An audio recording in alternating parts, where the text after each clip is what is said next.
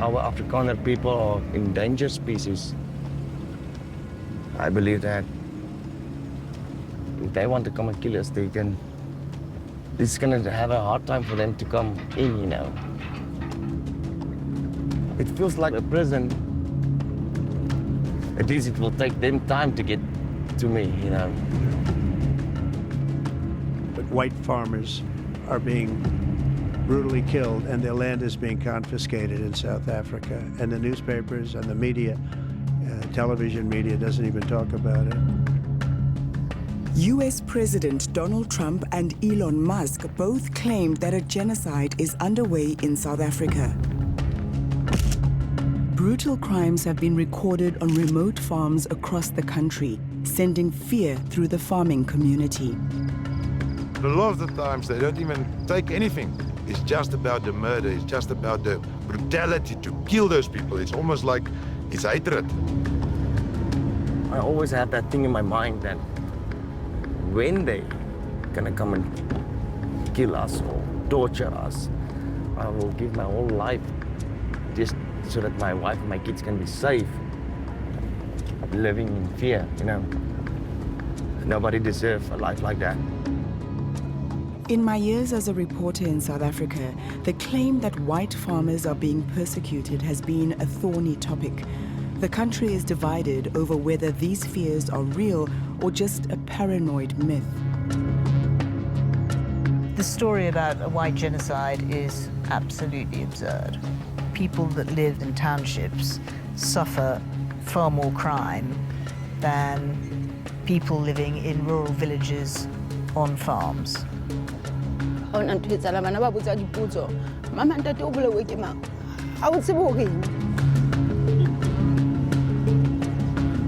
lot of people believe that it's a political thing to get rid of us white farmers or white people in this country so they can have this land for themselves and this place for themselves.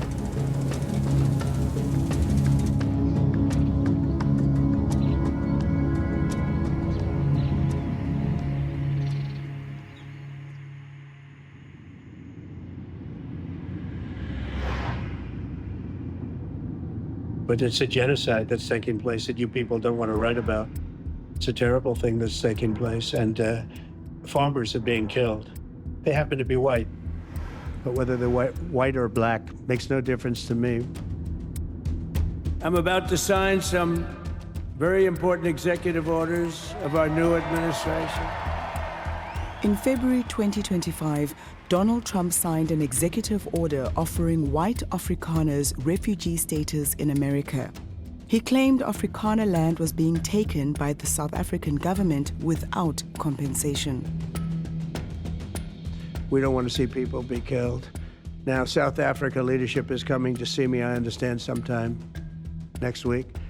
And Trump also asserted that South Africa took an aggressive position towards the US by reinvigorating its relations with Iran and accusing Israel of genocide in the International Court of Justice. A month later, the US cut most foreign aid to South Africa. You do allow them to take land. No. In a meeting at the White House, Trump confronted South African President Cyril Ramaphosa.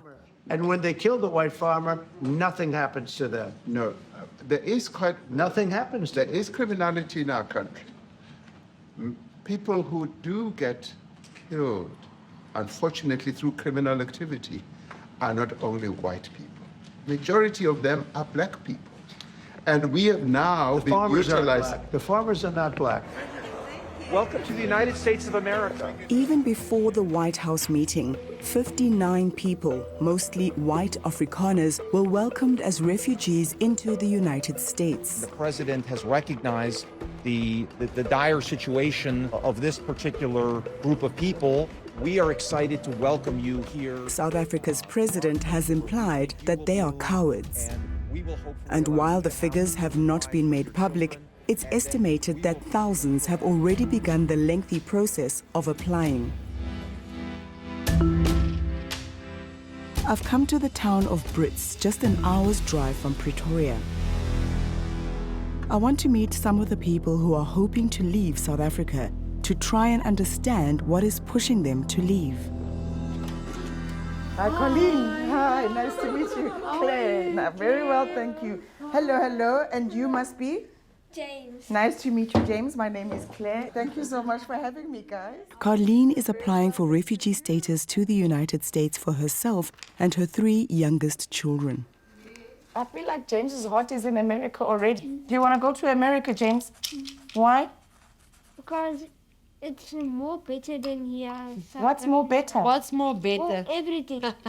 Okay. James, I can't believe you're going to leave us. Yeah. Colleen and her family came to Brits after the farm they were living on was broken into and robbed. Fortunately, they weren't at home. Now 17, Stefan has almost finished school. I want to go work in America. To do go what? farming. I want to go in farming because I love farming. It's a passion of mine. It's small. Why didn't you want to become a farmer in South Africa? It's dangerous yet to become a farmer, and it's just it's not worth it to become a farmer here and risk it to get maybe attacked. Colleen has been unemployed for 10 years. She scrapes a living selling clothes online. This is an opportunity for me to actually get a job. So what has made life so difficult for you? My biggest challenge is to find a decent job where I don't have to fight every day for my income. Yeah. The situation with our crime, every morning when they go to school, I worry, is something happening? Are they going to be okay? We don't know tonight. Someone can break in tonight. Is that just the reality of living in South Africa? It's tough to find a job. You're worried about your safety. Colleen applied to go to the US back in February. It's been 6 months and she's not received any news from the State Department. When did you start this process? Obviously, it was kickstarted by Trump saying that he was now going to allow Afrikaners an opportunity to go live in America. Was that an immediate thing for you when you went ding, ding, ding, ding, ding? It might be an opportunity. Really? It was immediate. The first group that left South Africa, that were welcomed in America at Washington, D.C., there was a picture of all of them with their children and their flag. When you saw that, what was your reaction? My reaction, honestly, why so little? Why only 49? Oh. Yeah, that was my reaction. Okay. Because a plane can fit more than 49 people, can't it? Why so little? Thoughts and opinions on Donald Trump? Do you think he really cares about the South Africans that are seeking asylum, or do you think it's like a political thing? No, I think he's actually heard it. Yeah, I do think he's sincere about it. I do. Do you think it's exponentially more difficult for you to get a job because you are white and Afrikaans? Especially in the hospitality industry. What for me is a big problem. They have a lot of Mozambique, Zimbabwean people doing the job now. South Africa's unemployment rate is 33%, one of the world's highest. Statistics show black women and young people are the most vulnerable to joblessness. So what happens if you are not successful in this application? I know, I think about it. Then, just carry on doing your best, making it happen, find other ways. While Carleen wants to leave South Africa for a better life for her family, some Afrikaners feel they are in imminent danger and have to flee for their safety. This is the spot 21-year-old Brendan Horner was found tied up with stab wounds just some 500 meters from his home. Young farm manager Brendan Horner's body was strung up by his killers. For years, incidents like this have been terrifying farming communities across South Africa. If they want a war, they can get a war. The murder sparked protests when the two suspects were acquitted. Afrikaner rights groups called the murder an act of terrorism, and Horner's killing was used to fuel conspiracy theories of a white genocide.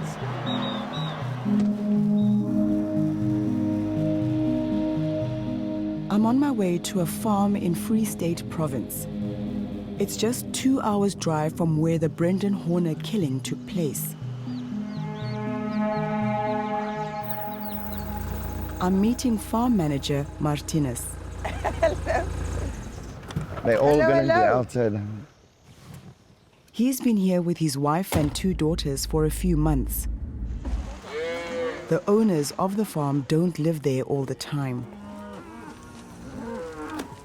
So in total, how many heads of cattle, not just the ones I'm seeing? About 500, I think. Just under 500, yeah.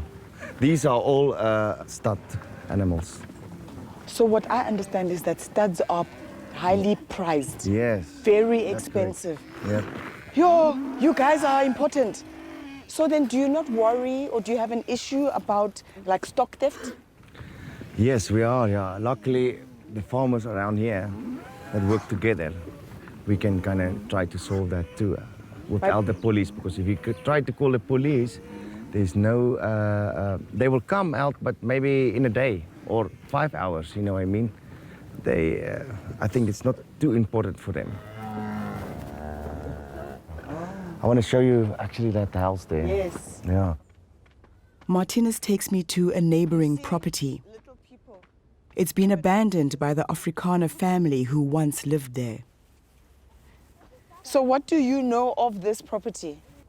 The reason why they don't stay here is because of their safety. They're too scared and they moved out of the farm.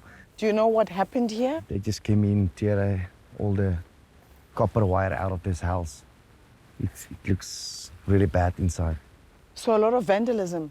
Yes. You are not near anyone. So when somebody's coming this far just to cause this vandalism, that's a bit hectic. I think they are watching your steps for quite some time before they do what they want to do. Yeah. It's sad because it could still be a home. It could still be a nice home, you know. Be careful, there's so much glass, guys. Yeah.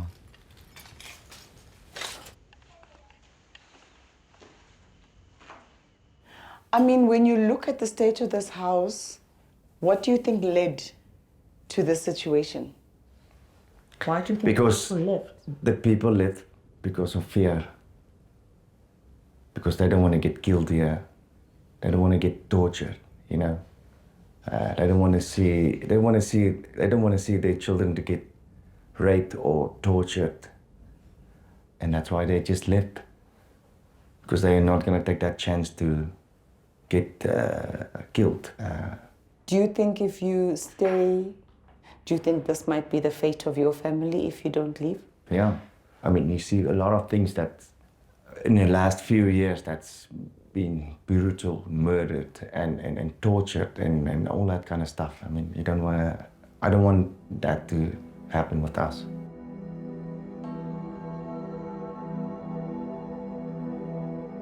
Martinez is speaking from bitter experience. Both his wife's grandfather and his own grandfather were murdered in farm attacks. They came into my grandpa's bedroom. He had a shotgun next to his bed. And then when he grabbed that shotgun and he wants to aim him, the guys took that shotgun. I think he was 70 years old or something like that. And he grabbed that shotgun and then he hammered that shotgun on my grandfather's face. These bones on this side and his shoulder was shattered. And then my grandfather stand up again. And then he shot him 2 times in his head. My wife's grandfather was also been shot on a farm. They caught them. 6 months after they went to court, they were free. My grandfather, after 27 years, they still didn't caught those guys to for justice, you know what I mean? Martinez sees a country becoming more and more hostile to Afrikaners. Shoot to kill! Hamaza! Kill the Boer! The song Kill the Boer originated in the fight against apartheid. It's sung here at a political rally by a prominent opposition leader, Julius Malema. This song was effectively banned in 2010, but the ruling was overturned in 2022. For Martinez and his family, it's deeply worrying. I'm gonna check the number. The little one, she knows he's a farmer.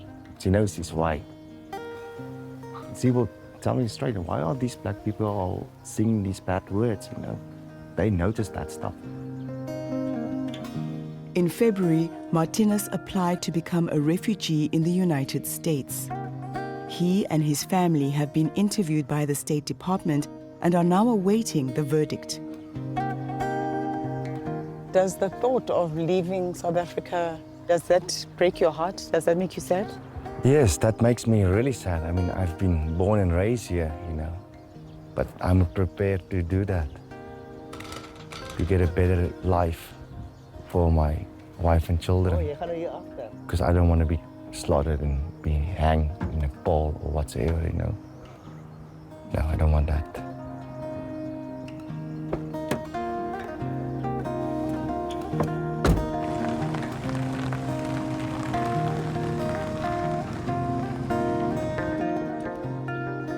The farm attacks against Afrikaners,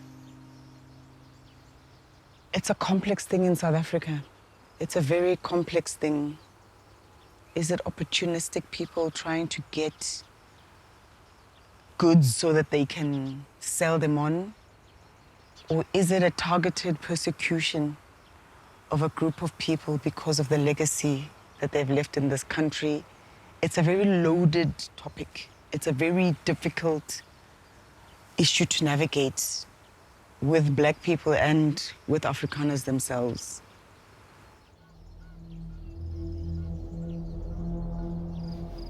As darkness falls, Morgan begins night patrol.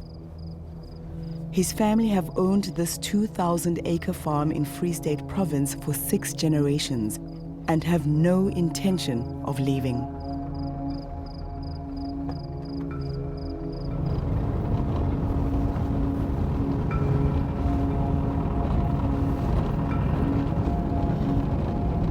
What areas are we going to be looking out for today? Where are we patrolling? We're going to be patrolling right along the border where I've got cattle and sheep.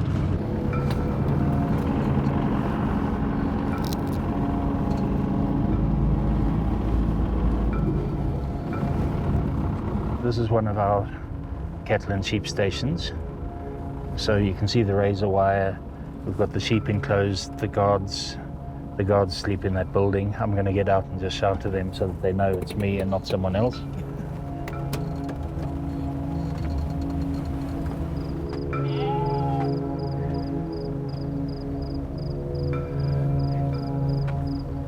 See, so the dogs aren't barking because they know me. There's no sign of Morgan's security guards. We can move on.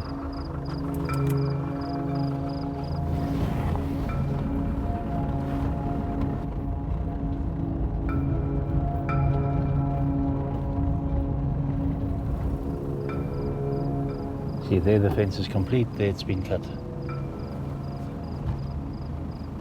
So, I mean, that's another clear sign that there's somebody in here right now as we speak. Feels like a helpless situation. These are 2 of the guards that are out patrolling. Oh, no, there. There. Hey, hi. No, kilaga phone ala. Bunda de told me he said no, it's okay. Le nna ke tlokata goba ke bone ka mona mo re ntse re kgwatlhapisa. Go na le dikgomo tse keneng mona bosigo. No, ke a ntleng. Thank you.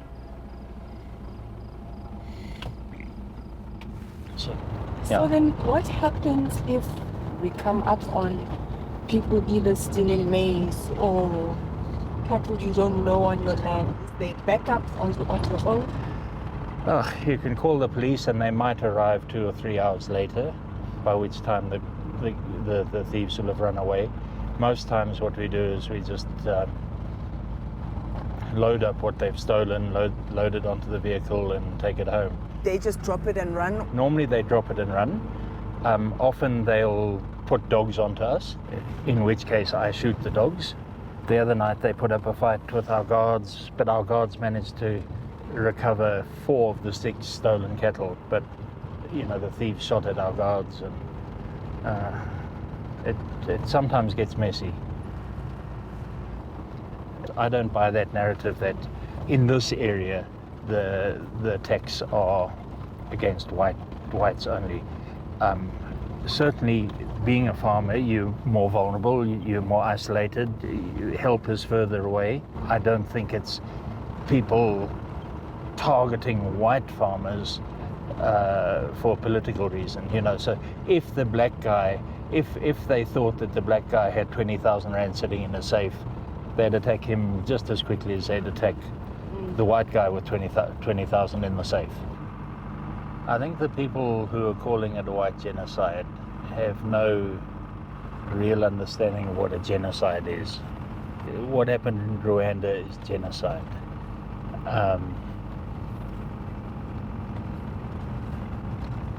What's happening to white farmers is very bad, but I don't think you can call it genocide.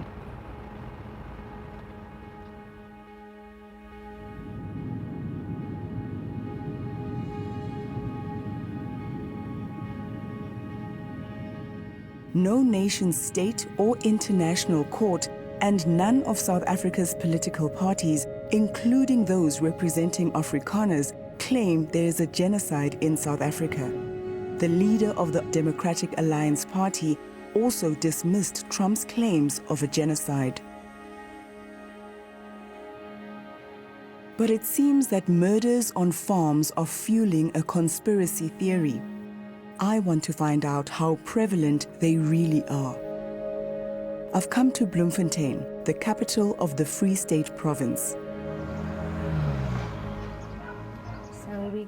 I'm here to meet Jane Bass.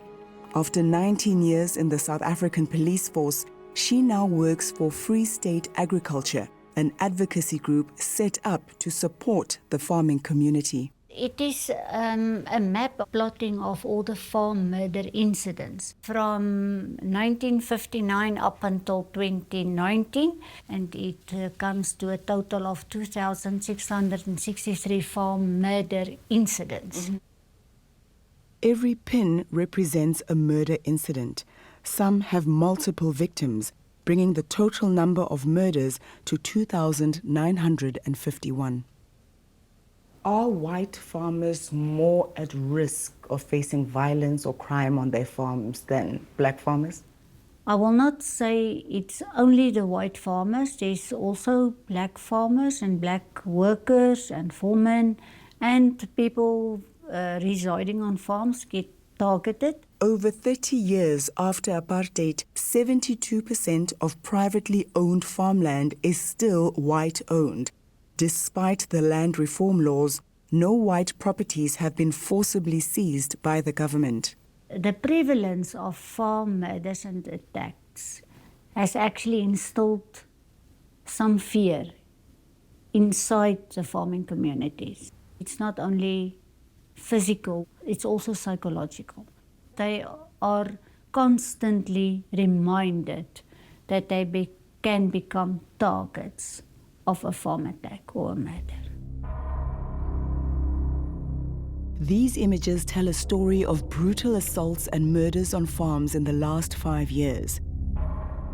Death, death, death. And they've not gone unnoticed by President Trump. President Trump, when will you go and see for yourself if it isn't?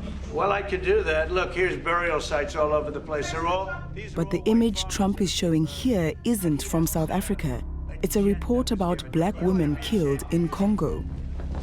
Claims of a white genocide have also been amplified by the richest South African, Elon Musk.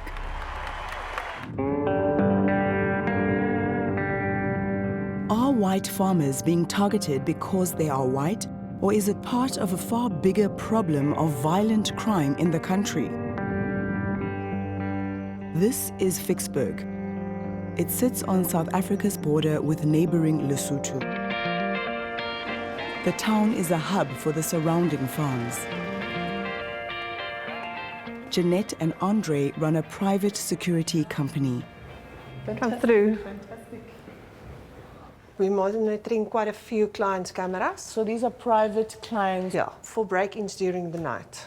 Sure. We've got farm clients where we monitor their cameras.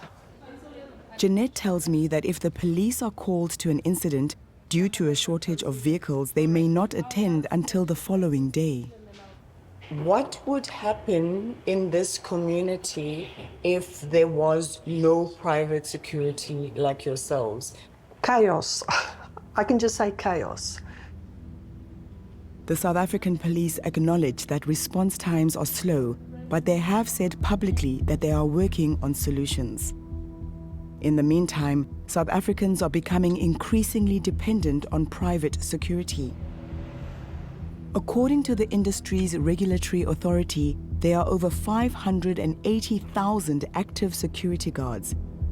That's more than the police and army combined.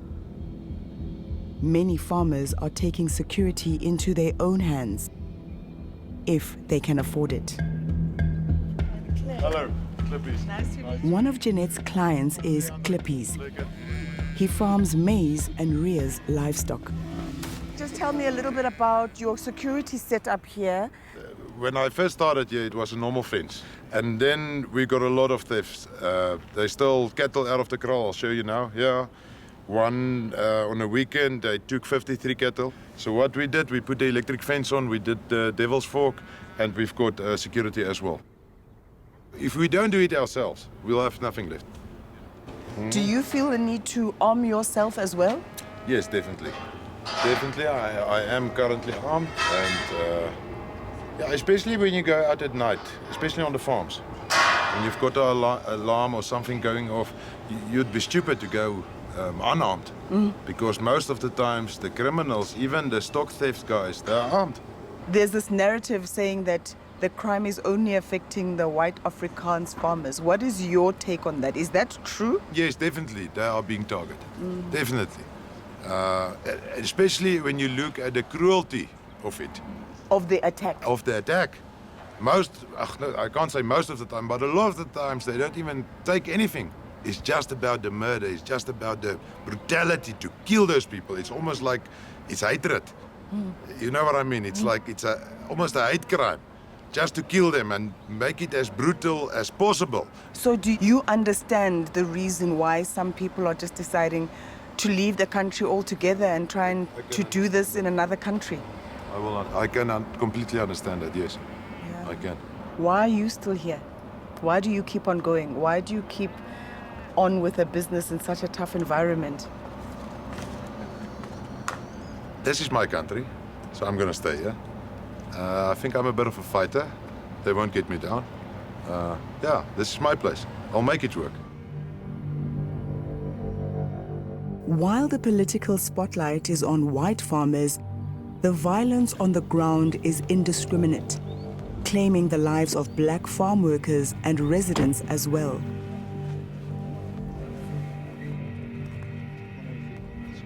Thabo has a small farm not far from town. How many black farmers are there in the area? We are about 6. 6? Still, the white farmers are a majority. We can't compare us with the whites. Those people, they are very far to us. Yeah. What have your challenges been when it comes to crime as a farmer here in this area? Jwale ka ha ke tjho wena kgaitsedi ya ka, challenge e boima. Batho ba banyenyana ho rona le wena le ho bona bontate mo ba hlometse ene ba ba dangerous. Ha ba tla ho wena mona ba tla ba qetile. Whether they are losing their lives or your life, but they are going to take those livestock. Whether we like it or not, they are going to take it. There's a belief that only white Afrikaans farmers are being attacked or have to worry about security. Is that true? No. All of us. All of us. Until attack, the farmer attacking everything. This life is stressful. I'm stressful. The challenges they are very heavy. We're all facing danger. We're all facing danger. Security in a rural babangata bontate ba re thusang haholo be re thusana le bona ha mathata a le teng ke la ka ba le bontate ba nthusang haholo di white farmers haholo ebile le hana tjenana.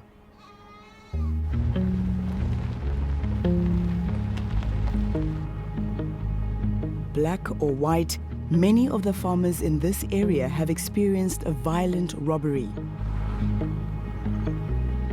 I'm on my way to meet Catherine. She has a farm and a polo school. Originally from England, she came to South Africa 25 years ago and fell in love with the place. Hello, hello. She's lived here ever since. How are you? Yes, Catherine. How do you do? Nice to meet Lovely you. to meet you. Thank you so much. Were you at all worried about things like safety in a remote place like this when you decided to settle here? Well, with hindsight, I think this is quite a dangerous, difficult place to live, yes. One night in 2021, men came uninvited onto her property. They invaded the house that I hadn't locked up because it was still quite early in the evening, it was about 6 o'clock. They tied me up, they beat me up, they threatened me with a gun, they threatened me with knives, they thought I had a whole lot of cash hidden, which I didn't have.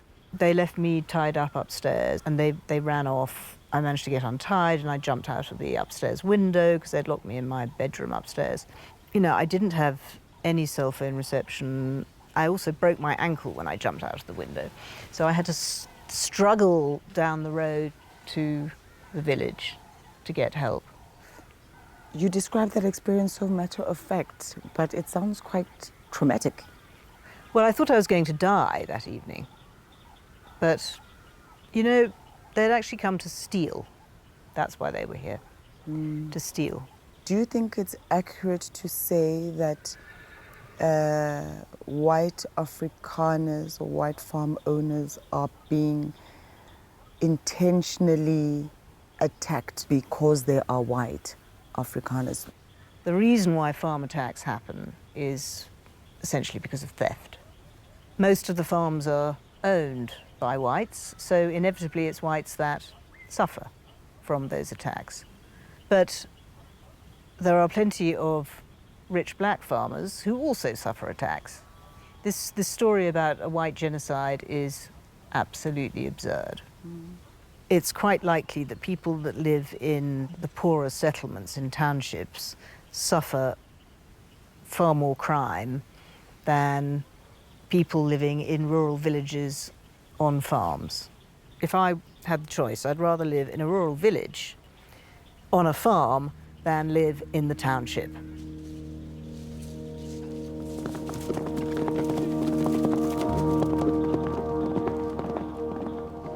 The story that is out there is that there's a white genocide happening in South Africa. That's the story that's out there. It's an inaccurate story. There are shootings every week in a township. There are assaults every week in the township. People have lost count. Communities don't report things to the police. It's just like they're numb to the crime that's happening in their own environment. Is there crime happening on farms in South Africa? Absolutely. Have Afrikaners experienced that violent crime on their properties? Absolutely. Nobody's denying that. But wow, on a whole other scale, crime is happening in townships where mostly black people are living.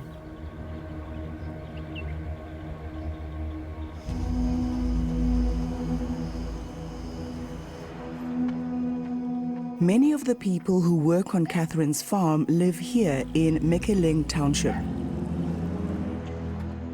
Last year, over 26,000 people were murdered in South Africa. Only 44 of these murders happened on farms. The vast majority took place in urban areas and townships. Jeanette's security firm has 110 clients in Mikeling. One of them is Ntabi Singh. She owns a small store here. Claire. My name is Claire. One evening 6 months ago, she received a call. There'd been a robbery while her husband was closing the shop.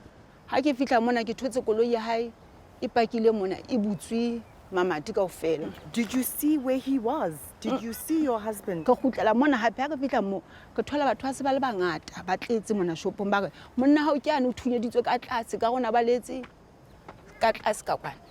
Una le dikulo hohle le dithipa ne ba mo hlabile ba mo tlile ka maju ko una le metsi ya ba o balela mo mana gagatelwa teng una baletse motseng wa motho a kopa o bulelwa motho eno batho bana ba o tla ntate ba be ba go motho eno aka ha o ka bula mono monyako ke tlotla ka le bola ba ha bule motho yo ba fihla mono magagata ntate ba mo sia hona mo bana ba nkile senotlelo sa koloi ha ona ntho etsala bana ba botsa dipotso mama ntate o bolewe ke mang ha o tsebe ho reng.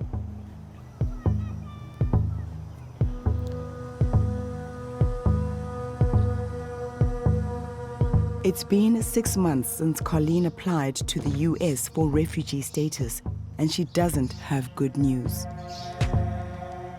I went on to the embassy, and it's like the whole process has changed from 1 interview to 3 interviews. Yeah, it seems like a complicated process, a lot of, The US Refugee Admissions Program has outsourced the vetting of applicants to an NGO in Kenya. I fact-checked on the US Embassy. Second interview, pre-screening with RCI Africa, that is Nairobi. How are we going to get there? If they want to resettle people that are in situations, how do they expect those people to have the finances to go travel to Nairobi and? Colleen's mother, Frida, is visiting. She's not applying to go to the United States, but supports her daughter's plans. Ek wil julle laat gaan. Ek wil van julle hoop ek julle gaan maak. Maar ek hoop maar net dit werk uit daarso, want imagine there's nou 'n nuwe disaster. Do you know how many of the poor black people that live in Shank, because I worked at the church, we call it Brood for Wood, where we help the workless, jobless, also out there, home cleaners. Do you know how many of those dwellers told me they would gladly give away their voting rights if they can have apartheid back? Because they had jobs, they had hospitals, they had schools, they had transport. That's what I'm going to cut off again, because I can see clearly there's post-apartheid people. There's two sides of this coin. And then these are the young ones that wants to build this country even with whatever is going on. And then there's the viewpoints of getting things back to apartheid. I don't want that. I don't think anybody in this country wants it. It turns out that Colleen won't have to travel to Kenya. Vetting interviews are taking place online. If she doesn't make it to the United States, there could be another option for her. A place where Afrikaners can seek refuge much closer to home. We're on the edge of the Free State province, and on the banks of the Orange River, which is a very prominent river in South Africa, is a white separatist town called Orania, founded by Afrikaners in what I might call the middle of nowhere, and live what they call a peaceful Afrikaner way of life. But Orania has caused a lot of controversy over the years, with many people describing it as a racist project. Do I believe that places like Orania should exist? No.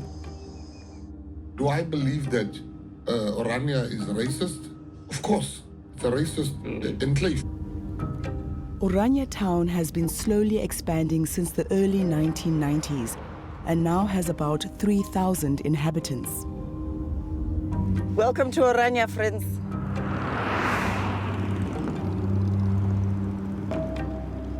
I'm meeting up with Joost Strydom. Morning, welcome. He's Chief Executive Officer of the Orania movement. So how can somebody come and live in Orania? Are there requirements that they need to meet? Not even any Afrikaner can come live here. Afrikaners who are staunchly opposed to our Christian faith would not fit in here. Afrikaners who doesn't respect law and order and maybe steal or use drugs, they won't fit in here. Do you check their criminal record? We do look at criminal records. Okay. Orania is not a place that is built on the idea that you must have a white skin to come here. The idea is that you must be an Afrikaner. Some of the Afrikaners who are saying they are seeking refugee status in America, they say, I've been a victim of crime, I'm enough now, I don't think I can raise my family in this environment, I'm seeking safety, and that's why they're going. Safety and security plays a major role in the reason why people choose to relocate to Orania. Almost everyone living here either has a relative or a friend who suffered a farm attack or a farm murder. Joost wants to take me on a drive to see the town. The town was constructed solely by white labor, a reverse of the usual situation in South Africa. This is smaller, more affordable homes and houses. It is a bit of a Wild West in some regards in terms of the roads and in terms of the infrastructure, but we are working on that. In the wake of Trump's refugee offer, Joost joined a delegation to Washington, D.C., lobbying support for Orania. For them, the solutions need to be made in South Africa. Do you think there is a threat to Afrikanerdom or the culture and the heritage of the Afrikaans people? My concern is that Afrikaners choosing to immigrate wherever will so easily integrate into Canada, Australia, New Zealand, England or America that they will become English, American, Canadians or New Zealanders. They will not be Afrikaners anymore. So yes, I think a place like Orania is necessary to survive as a people. Demands that we create places like Orania.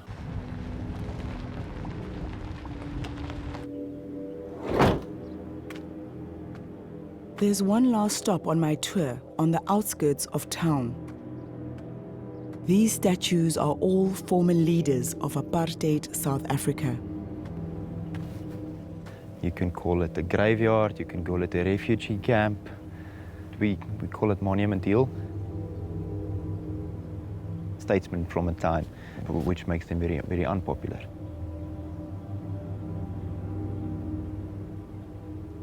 The optics of Orania, do you understand that people who don't understand or know the place will still feel like it's a racist enclave? Even people who disagree with us can see that our intentions are not hostile. Our intentions are to create a space for our people. Are Afrikaners fundamentally African?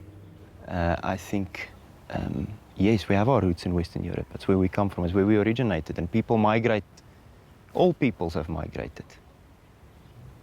But there's no other place I feel at home. Do Afrikaners need South Africa? Afrikaners need a space, they need a place where they can feel at home, where they can live their identity. Some believe that's in the United States, I believe it is here on our soil. Their forefathers brutalized my forefathers, and that's our history. And if we can't engage with that as the next generation, we will never really get over it. Apartheid wasn't so long ago. For something that lasted that long, that was that brutal, that was that violent, massacres on black people, killing of children, men, women disappearing, putting into detention, like, that was in my lifetime. It wasn't some ancient history. So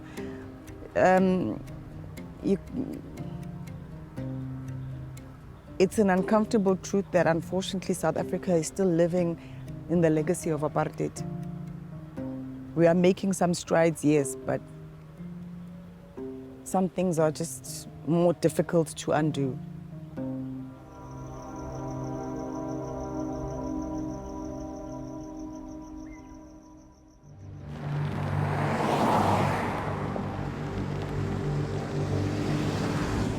The divisions created by apartheid continue to run deep in South African society. And nowhere is that clearer than within families. Hello, hello. How are you? While Colleen is determined to seek asylum in America, her daughter, Vilma, wants to stay. I went to meet with them one last time. Nice to meet you. Nice to meet you, Vilma. Ik heb nog nooit gezien 'n kind wil so vinnig Amerika toe gaan nie. Ja, dis nog net Tammy want sy nou nie weet wat nie. Soos ek sê, ek weet nie of sy gaan kom en of sy gaan gaan en of sy gaan bly of sy gaan ry nie.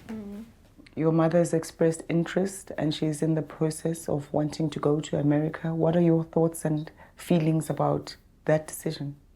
I'm happy for them and I hope it works and I hope they can do it and they can start a new life. And get out of this country because it doesn't look hopeful.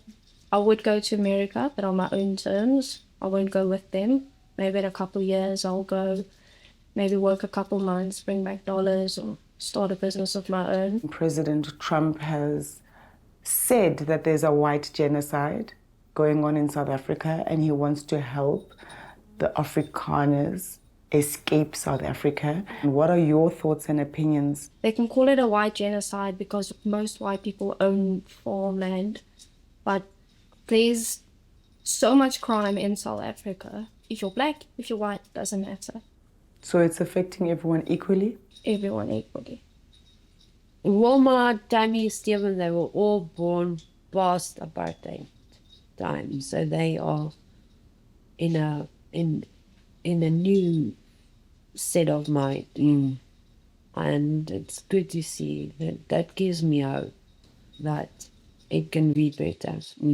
I think the older generation, white people still feel that race thing, like they're scared of black people. Black people constantly need to show, listen, I'm safe. I'm safe for you. Don't worry about it. And so I have high hopes for the younger generation. I believe that we'll make it work. But for the older ones, guys, just see past that apartheid has passed a long time ago. There might be some generational pain, but let's rather fix that than eye for an eye. Because it's like, you did this, now we're going to vice versa. And it was like, oh, it's going to be apartheid, but just this time it's us. You dig that grave, did you not? In October, the US set a refugee cap of just 7,500, reserving most spots for Afrikaners. Ja, ons gaan net foto's neem. But 9 months since she applied to go to the US, Colleen has still not been contacted for an interview. You see there, all those, it's mostly Afrikaner people staying there. That's what I'm scared of. I know that if I stay, we're gonna have to downgrade to something like this. I'm worried about it.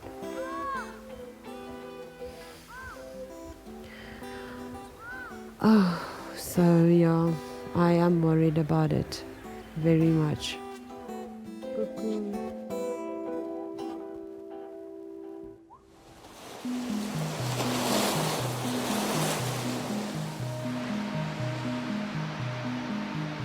In the conversations I've had with people who are applying for refugee status, there's a common thread amongst all of them is that they feel like they have no place in this country anymore. They feel like they don't belong, that they are not wanted, that they are othered. They believe that they are the ones that are being persecuted. Now that we are all equal, they are experiencing what ordinary South Africans are experiencing.